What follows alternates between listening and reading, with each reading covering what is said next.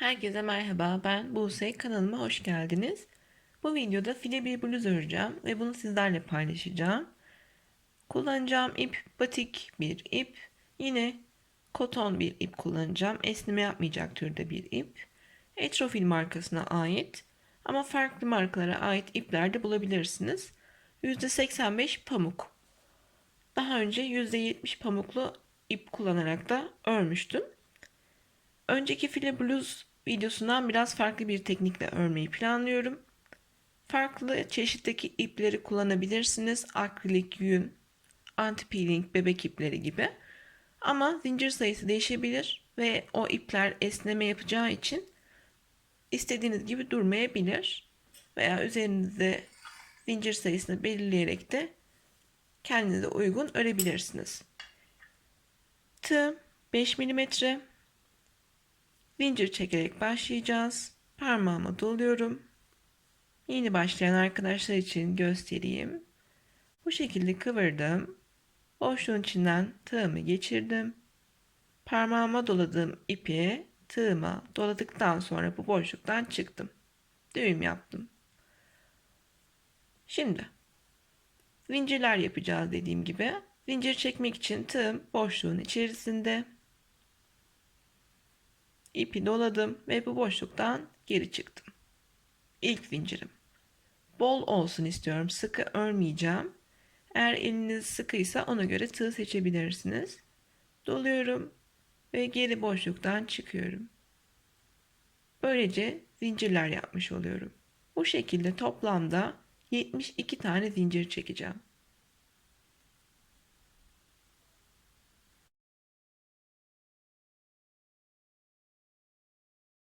...72 tane zincirimi çektim. Uzun bir zincirim oldu. İkili trabzanlar yapacağım. Geriye doğru sayıyorum zincirlerimden. 1, 2, 3, 4, 5, 6.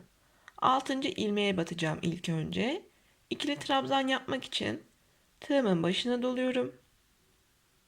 İlmeğime batıyorum. Tekrar ipi doladım ve aynı boşluktan çıktım.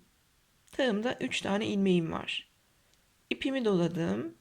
Önce ilk 2 ilmeği, daha sonra kalan 2 ilmeği ördüm. 2 zincir. Tekrar ikili trabzan yapacağım. 2 zincir çektiğim için 2 ilmek atlayacağım. Tığımın başına doladım. Üçüncüsüne batıyorum ve ikili trabzan yapıyorum. 2 zincir. Yine 2 ilmek atlıyorum. İkili trabzan yapıyorum. 2 zincir. Bu şekilde sıramın sonuna kadar devam ediyorum.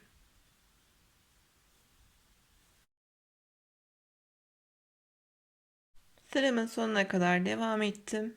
3 tane ilmeğim kaldı ve son ilmeğime batarak sıramı bitireceğim.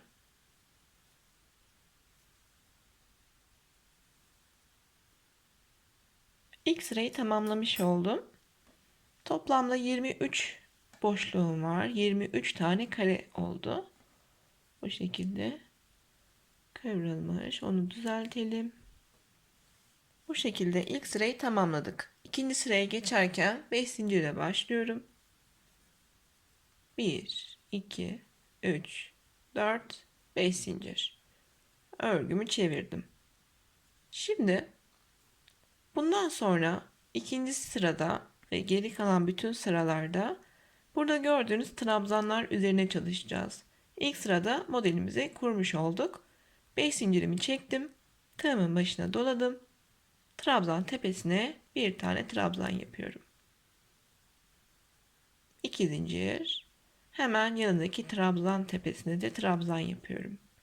Bir önceki videomda, file bluz videomda ortadaki zincirlere batmıştık. 3 zincir çekmiştik. Bunda biraz farklı duruş olsun istiyorum.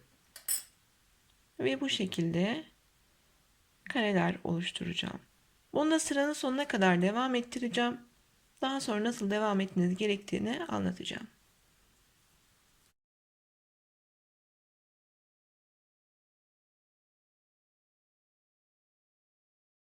Sıramın sonuna geldim. Şu an 22 tane karem var. Bakın, başlangıç yerinde biz hatırlarsanız 6. ilmeğimize batmıştık. Bu dönüş için ve burada sanki bir trabzan varmış gibi duruyor aslında. Şimdi ben burayı çalışmadan dönersem gördüğünüz gibi burada bir oyuntu olacak. Bu atlamayı yapmamanız gerekiyor ikinci sırada. Baştaki 6. ilmeğe batmamızın nedeni 1, 2, 3. İlk 3 zincir trabzanla eşdeğer. Sonraki 2 zincir ise aradaki zinciri temsil ediyor. O yüzden 1, 2, 3. Üçüncü zincire ikili trabzan yapıyorum. 1, 2, 3, 4, 5 zincirle yükseldim. Şimdi burada biz dönüş sağlamış olduk. Karemizi yapmış olduk. Diğer uç kısma geldiğimde burada bitireceğim. Fakat buraya batmadan dönersem burada yine bir boşluk olacak. O yüzden aradaki iki zincir bizim ilmeklerimiz arasındaki iki zinciri temsil ediyor. 1, 2, 3. Üçüncü zincir ise trabzanımızı temsil ediyor. O yüzden sıranın sonuna geldiğinizde üçüncü ilmeğe batıp trabzan yapmanız gerekiyor. Bu şekilde artık istediğiniz uzunluğa gelene kadar bunu devam ettirebilirsiniz. Ben toplamda 10 sıra olana kadar örmeye devam edeceğim. Ama siz isterseniz daha uzun yapabilirsiniz. Toplamda 23 tane karem olduğunu söylemiştim. Bu sayı bozulmayacak, değişmeyecek. Ve bunu 10 sıra boyunca devam ettireceğim. Sıra sonuna geldiğinizde buradaki zincire batmayı unutmayın. Örgümü 10 sıra boyunca devam ettirdim. Buradaki kare boşluklara bakabilirsiniz. Ve bu şekilde dikdörtgen bir parçamız oldu. Ben yine göğüs üzerinde kalan bir file bluz öreceğim. O yüzden bu kadar devam ettirdim. Ama siz uzun bir bluz istiyorsanız devam edebilirsiniz. Ölçüsünü vereyim. 44 santim genişliği. Boyuna da bakalım. 14 santim. Bu benim için yeterli. Şimdi ben diğer bluzda ördüğümden biraz farklı olarak omuz kısmını biraz yükseltmek istiyorum. Boyun oyuntusu olsun istediğim için. O yüzden sıramın sonunda ipimi koparmıyorum. 1, 2, 3, 4, 5 tane zincirimi çektim. Ve omuz payı için toplamda 5 kare boşluk olana kadar trabzan yapıyorum.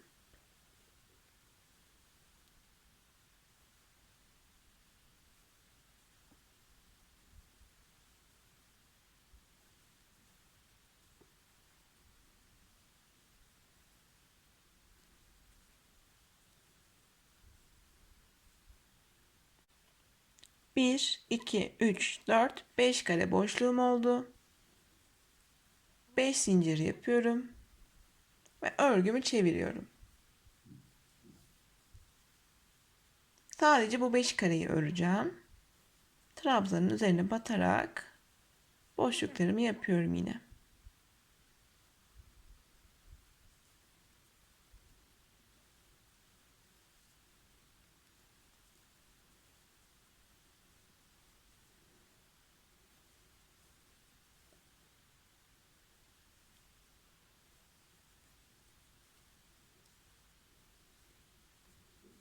Sıranın sonunda yine 3. zincire batarak trabzanımı da yapıyorum.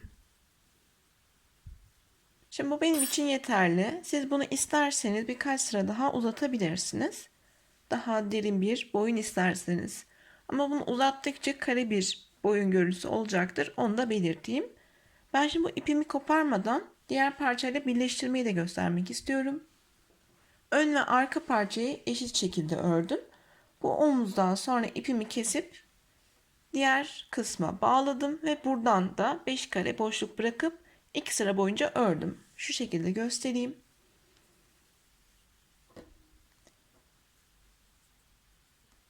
Bu şekilde. Şimdi o kısmına da örmeyi göstereceğim. Ama önce ipimi koparmadan birleştirmek istiyorum.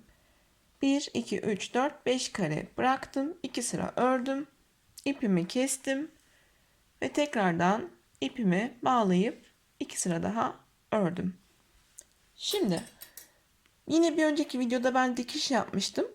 Bu sefer yine farklı bir teknikle birleştireceğim. Onu da göstermek istiyorum. Önü arkası fark etmez. Birleştirmeyi istediğiniz yönden yapabilirsiniz. Bu şekilde düzden yapalım. Düz olduğunu anlamak için alt kısma bakabilirsiniz. Böyle görünüyorsa düz, bu şekilde kabartmalı görünüyorsa ters taraftasınızdır. Onu da belirteyim. Bakın, çok belli olmamakla birlikte isterseniz buna dikkat edebilirsiniz. Şöyle çevirelim.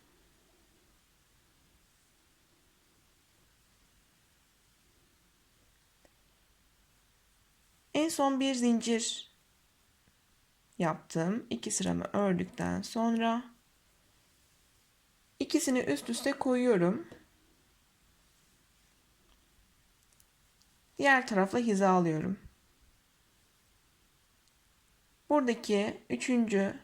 zincire de batıyorum. Arka taraftaki parçanın 3. zincirine, yani trabzan tepesine batıp kayma dikişi veya sık iğne ile sabitleyebilirsiniz. Sık iğne ile sabitledim. 2 zincir. Ön parçanın trabzanın tepesine bir tane sık iğne yapıyorum. 2 zincir. Arka parçanın trabzanın üzerine bir sık iğne yapıyorum. 2 zincir. Yani bir ön parçada, bir arka parçada sık iğneler yapacağım. En son arkada yaptım. Ön tarafta bir sık iğne, trabzan üzerine 2 zincir, arkasına denk gelen trabzan üzerine sık iğne, 2 zincir. Tekrar öne geliyorum. 2 zincir, arkada bir sık iğne, 2 zincir. Bu şekilde birleştirmemi yapmış oluyorum.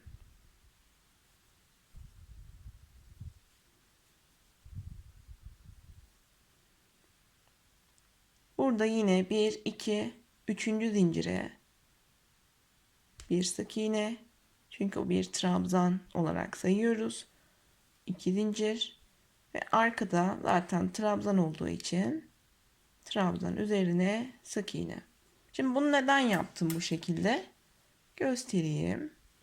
Birleştirme noktası bakın bu şekilde boşluklu devam ediyor gibi görünecek. Bunu yapmadan direkt dikişle birleştirebilirsiniz. Size kalmış. Ben bu tekniği örümcek filli bluz videomda da göstermiştim. Dilerseniz ona da bakabilirsiniz. Sağ üst köşeye eklerim.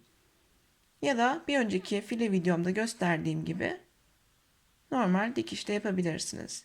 Şimdi dikiş işim bittiği için bir veya iki zincir çekebilirsiniz. İpinizi koparıp sıkılayabilirsiniz çözülmesin diye. Daha sonra bunu iç kısımda gizleyeceğiz. Bu şekilde. Şimdi bu parçayı bitirdiğimiz için diğer parçaya geliyoruz. Bunun hala omuz kısmı eksik. Arkadakinin var. Onu şöyle çekelim. 6. ikili trabzanın üzerine sabitleyeceğim ipimi. Bir tane düğüm yapıyorum. İkili trabzan yaparak sabitleyeceğim. Tığımın başına doladım. 6. trabzanımın üzerine sanki trabzan yapıyormuşum gibi normal sabitledim. 2 zincir ve geri kalan trabzanlarımı da örüyorum. Eğer kafanız karışırsa şu uç noktadan da sabitleyip 5 boşluk olana kadar örebilirsiniz.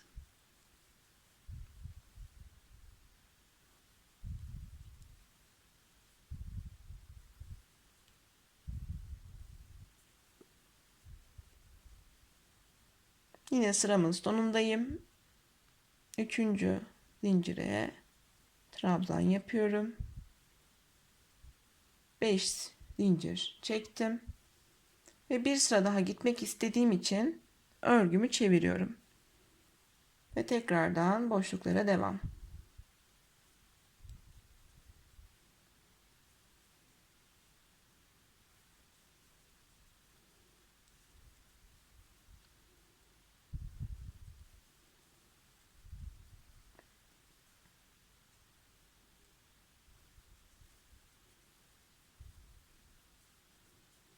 Sabitlerken trabzanla sabitlediğim için trabzan üzerine trabzan yaparak bitiriyorum. Direkt sık iğne ile sabitleyip zincir ile başlayabilirdiniz. O da size kalmış. Toplamda 5 boşluğum var gördüğünüz gibi. Yine hizalıyorum. Ön ve arkayı. İpimi koparmadan dikiş yapmak istiyorum. Omuz kısımları birbirine denk geliyor. Burada bir zincir çekmiştim. Çekmeyebilirsiniz. Hani çok önemli değil bu. Arkadaki parçanın üçüncü zincirine kayma dikişi veya sık iğne ile sabitliyoruz iki parçayı. Batamadım tam. Tekrar yapıyorum. Bu sefer de kayma dikişi yapalım.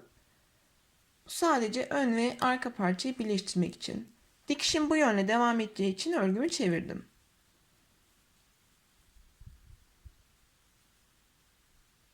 Ön parçada bir tane sık iğne yapalım. Kayma dikişi yaptığımız için. 2 zincir yapıyorum. Arka parçada denk gelen trabzan üzerine sık iğne, 2 zincir. Ön parçada sık iğne, 2 zincir. Yine arka parçada sık iğne ve bu şekilde birleştiriyorum. İsterseniz boşluklara batarak da bunu yapabilirsiniz. Fark etmeyecektir.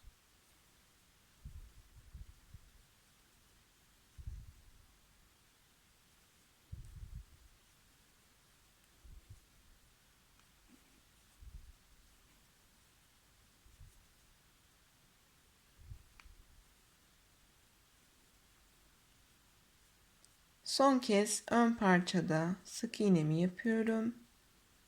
2 zincirimi çekiyorum. Ve arka parçanın şu kare boşluğunu unutmayın. Yine 3. zincire batarak sık iğnemi yapıyorum. Bir zincir. Burayı da birleştirdik. Bu şekilde görünüyor.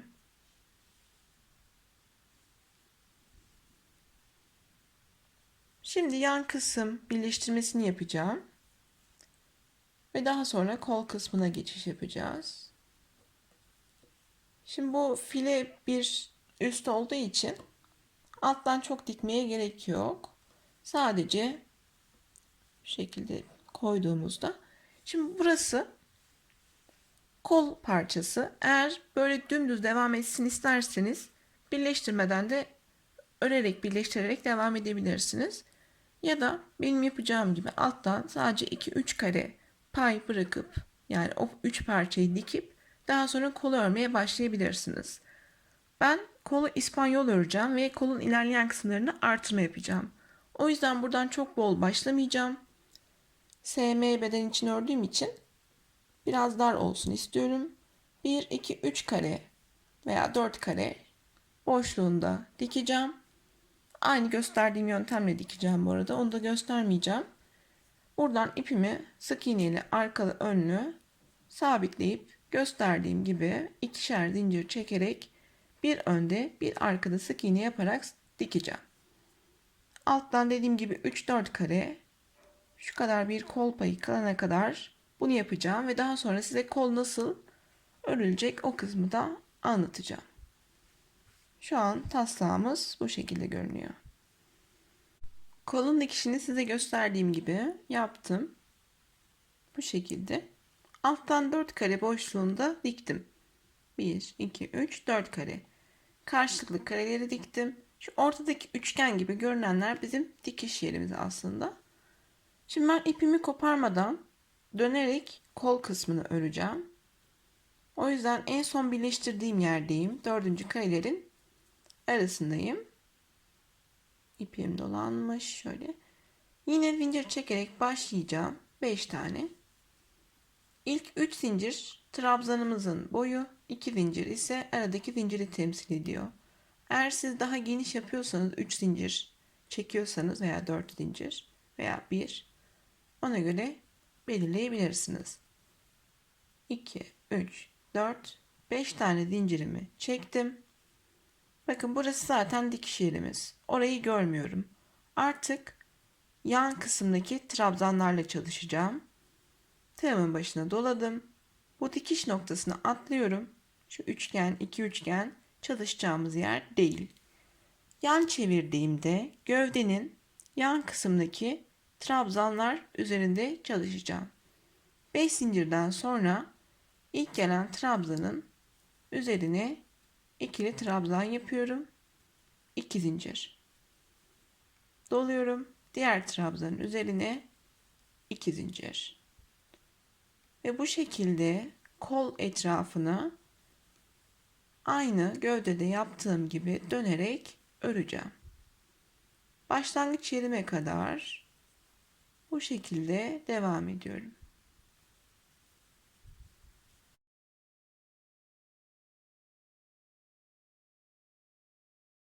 Kolun etrafını dolandım. Şu an 17 tane karem var. Başlangıç karem dahil. Şimdi bu noktada kapattığımda 18 tane karem olmuş olacak. En son trabzanımı yaptıktan sonra 2 zincir çekiyorum. Yine buradaki dikiş noktalarını görmeden başlangıçta çektiğim zincirin 1, 2 ve üçüncüsüne dönmüş şöyle. Üçüncüsüne kayma dikişi yapıyorum. Ve tekrar 1, 2, 3, 4, 5 zincir. Yükseldim ve ikinci sıradayım. Ve önüme gelen yine bütün trabzanlar üzerinde birer tane trabzan yapıp aralarda 2 zincir çekiyorum. Şimdi bu kol uzunluğu ne kadar olsun istiyorsanız o kadar devam edebilirsiniz. Alt kısımda bir artış yapacağım. Onu da size göstereceğim. O kısma kadar ben dönerek bu kol kısmını öreceğim. Yine dolanıp geldikten sonra buradaki zincirin üçüncüsüne kayma dikişiyle bağlayıp sıramı kapatacağım ve 5 zincirle yeni sırama başlayacağım. Toplamda kol için 18 karem var. Kaç sıra öreceğimi bilmiyorum. Ördüğümde onu da ilerleyen kısımda anlatacağım.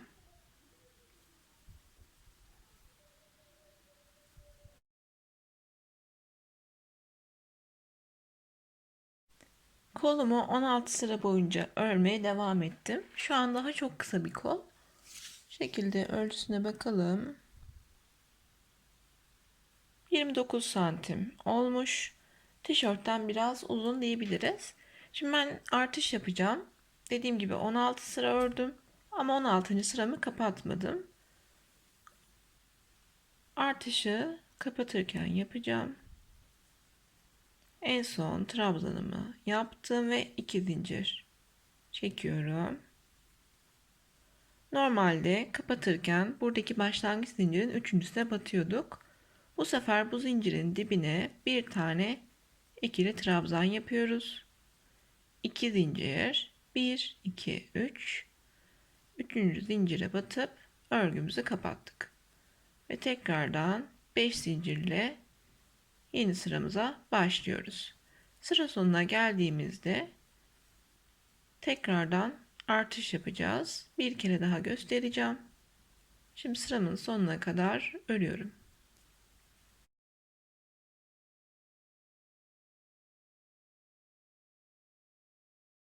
Sıramın sonuna geldim.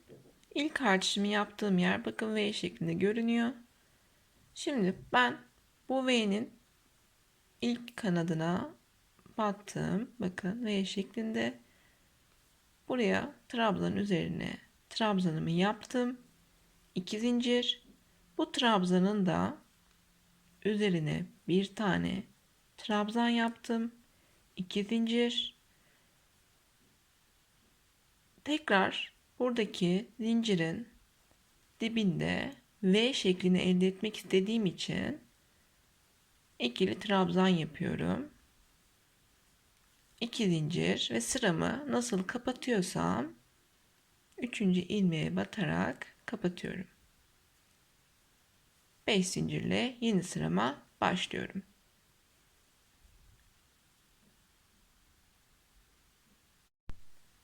Sıra sonuna kadar trabzanlarıma devam edeceğim ve size geri kalan kısımlarını anlatacağım.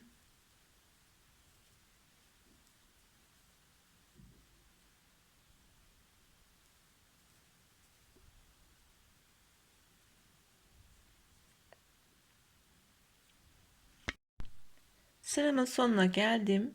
Birinci V burada, ikinci V de burada. Bakın bu şekilde. 2 zincirimi yaptım. Buradaki V'ye de yaptım. Şimdi ben zincirin dibine bir kere daha batmayacağım. O yüzden 2 zincirden sonra 3. zincire batıp sıramı kapatıyorum. 1, 2, 3, 4, 5 zincir. Şimdi bakalım.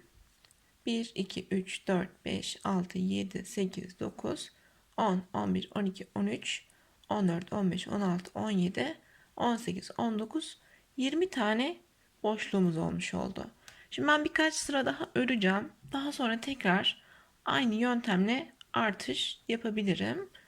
Üst üste artış yaptığınızda bozuk bir görüntü olabilir.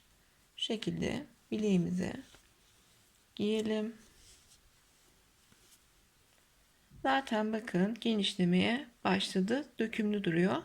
Bu yeterli gibi. Ama dediğim gibi bu şu an dirsek kısmının biraz altında. Bilek kısmına kadar devam edip belki bir iki tane daha artış yapabilirim. O kısmı eğer artış yaparsam gösteriyor olacağım. Şimdi ben bütün trabzan tepelerine birer tane trabzan yaparak örgümü devam ettiriyorum.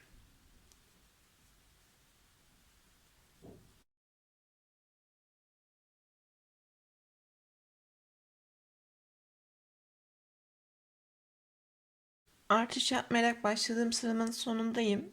Kafa karışıklığı olmaması için göstermek istedim. Bakın V burada.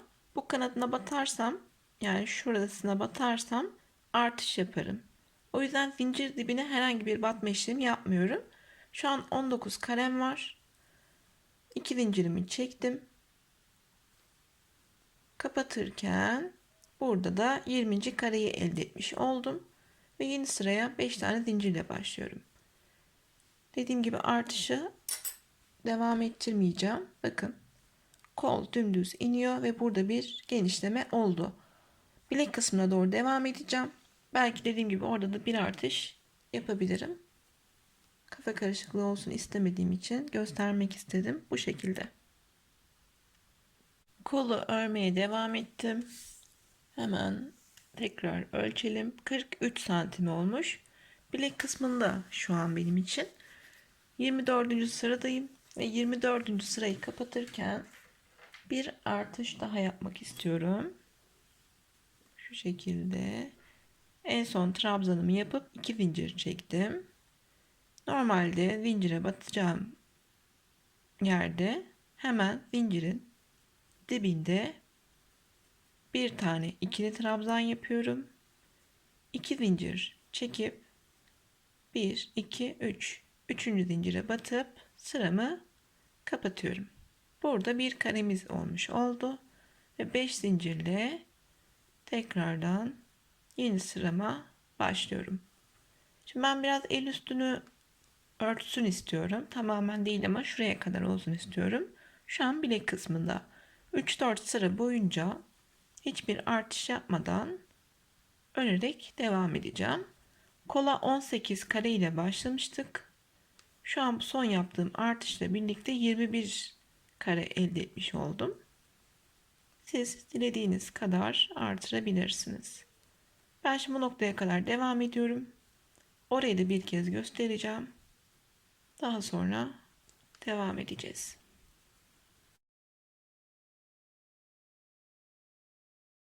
Sıramın sonundayım ve burada iki zincirimi çektikten sonra V'nin sağındaki trabzana bir tane ikili trabzan yaptım. Bakın burada kareleri sayabilirsiniz kafanız karışmaması için.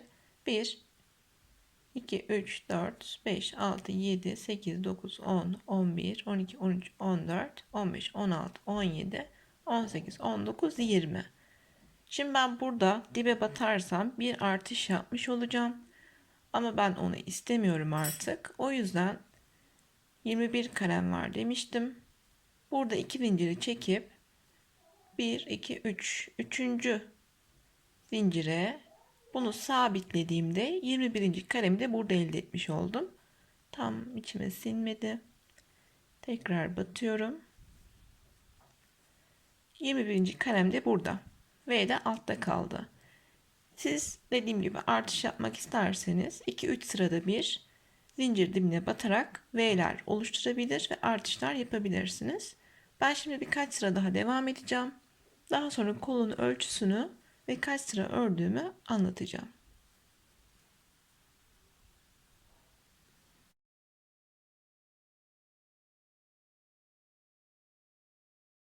Bağladığım yerde bir zincir çekiyorum.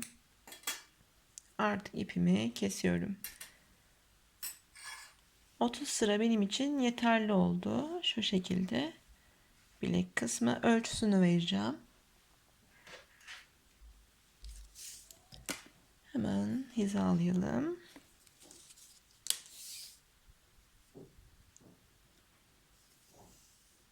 58 santim şu şekilde. Tabi bunun esneme payı da olacağı için 60 santim diyebiliriz. Kolun üst genişliği 14 santim miydi? Bakalım 13-14 santim. Bilek kısmındaki genişliğe bakalım. 17 santim. 3 santim boyunca genişletmişim. Şimdi diğer kol kısmına geçiş yapacağım. O tarafı dikmemiştim. Birlikte dikelim.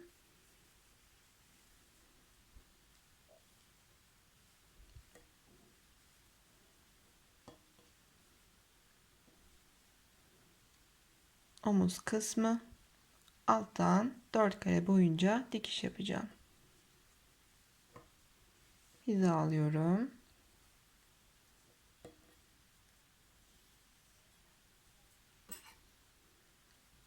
İpime bir tane düğüm yaptım.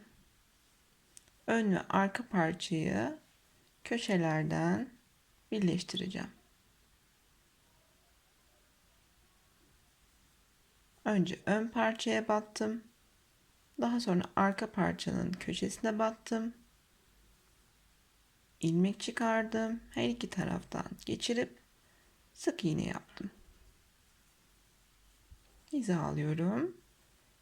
Sık iğneden sonra 2 zincir, ön parçanın trabzanının üzerine bir sık iğne, 2 zincir, arka parçanın trabzanına bir sık iğne, 2 zincir. Bu şekilde 4 tane kare dikiyorum.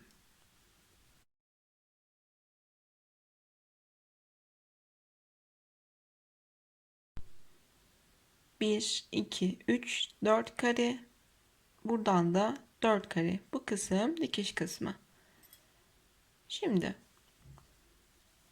dikişimizi yaptıktan sonra 5 tane zincirle başlıyoruz. Buradaki dikiş noktalarını görmeden direkt trabzanın bakın üzerine trabzan yapıyoruz. Diğer kısımda olduğu gibi sadece dikiş kısmını göstermek istedim. Bütün trabzanların üzerine birer tane trabzan yapacağım ve 18 tane kare elde edeceğim. Başlangıç yerime kadar bu şekilde modeli devam ettiriyorum.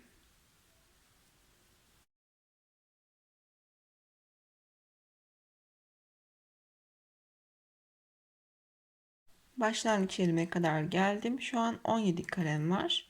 Kapatınca 18 olacak. Üçüncü zincire batıyorum. İlmek çıkardım ve kayma dikişi. ikinci sıraya başlarken 5 zincir.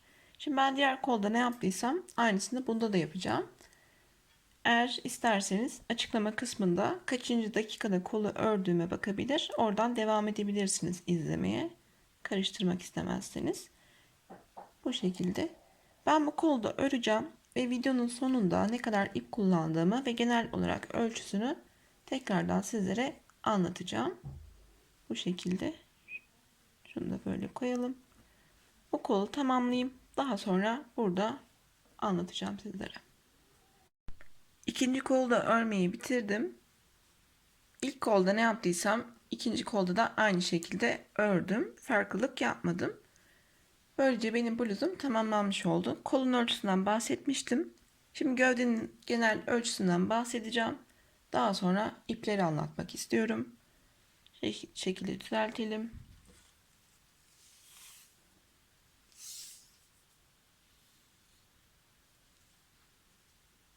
Kadraja sığmıyor ama 45 santim altın genişliği. Omuzdan bakalım. 19,5 santim. Ön kısım 14 santim. 14,5 hatta. Şimdi benim bu ördüğüm bluzda kullandığım dikiş tekniği hatırlarsanız bir önceki ördüğüm videonun dikiş tekniğinden farklıydı. Sanki burada kareler devam ediyormuş gibi bir dikiş yapmıştık. Bu da kenarlardan yarım santim kadar pay bırakmış. Ama eğer siz normal ilk videoda yaptığım gibi kenarları dikerseniz burada biraz sıkılık olacaktır. Hani önemli bir detay değil ama bu daha rahat durmasını sağlar bence. Hani iki yöntemle de dikebilirsiniz. Bir de şu an giyilmediği için toplamaya müsait bir model olduğu için şu an açılma yapmıyor ama giyildiğinde bedeninize göre açılacaktır. Hatta dar ördüyseniz vücudunuzu saracaktır. Şimdi ben bunu S, M beden için ördüm. Ancak ölçüler standart ölçüler. S, M, L için uygundur. S beden için biraz daha salaş olacaktır elbette. Siz üzerinizde nasıl dursun istiyorsanız ona göre zincir çekerek başlayabilirsiniz. Şekilde tam kadraja sığmıyor ama Instagram hesabımda paylaşıyor olacağım dediğim gibi. Açıklama kısmında hesabıma ulaşabilirsiniz. İplerden bahsetmek istiyorum. Koton iplik kullanmıştım. %85 pamuklu bir ip kullanmıştım. 100 gramı 200 metreydi. Ve ben 150 gramla bu bluzu örmüş oldum. Siz daha uzun örmek isterseniz veya daha geniş örmek isterseniz ip sayısı değişecektir. Farklı çeşitteki iplerle örülemez mi? Örülebilir. Videonun başında anlattığım gibi akrilik, antipilik, yünlü iplerle örebilirsiniz. Ancak ipin kalınlığına ve çeşidine göre duruşu değişebilir. Örgü bu şekilde görünmeyebilir. Daha salaş veya toplu durabilir bu ölçülerle. Hani onun için zincir sayısını değiştirerek istediğiniz ip çeşidiyle örebilirsiniz. Ama bu esneyen bir ip olmadığı için bence daha çok güzel bir duruş oluyor. Akrilik iplerden ziyade. Bu şekilde. Umarım anlaşılır ve keyifli olmuştur. Söylemek, sormak istediğiniz bir şey varsa aşağı yorum olarak bırakabilirsiniz. Dediğim gibi Instagram hesabım açıklama kısmında olacak. Ördüğünüz zaman benimle Instagram üzerinden paylaşabilirsiniz. Yeni videolardan haberdar olmak için kanalıma abone olabilir, bildirimleri de açabilirsiniz. Bir sonraki videoda görüşmek üzere. Hoşça kalın.